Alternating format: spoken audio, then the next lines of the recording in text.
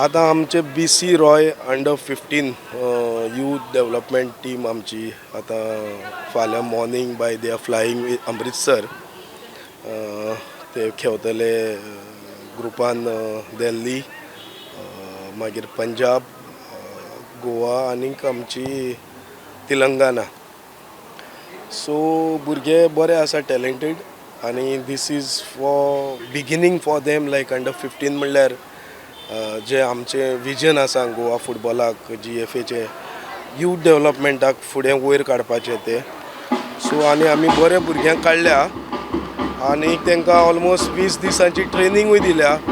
आमचो कोचूय बरो आसा हिमेंड आनी I think they will show the good performance and good discipline to the football and they will become as a victorious after 16 years.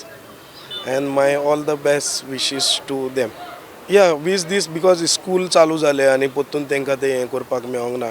But they are good कित्याक हे भुरगे आमचे गोंयान आतां ते पयलीं टायपाचे ना. Since we have taken over all youth league जो आसा ते कंटिन्यूस चालू आसा.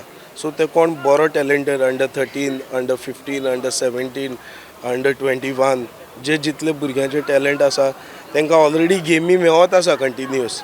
सो तेका हें ना की तुका 2 म्हयन्याची प्रॅक्टीस करपाक जाय.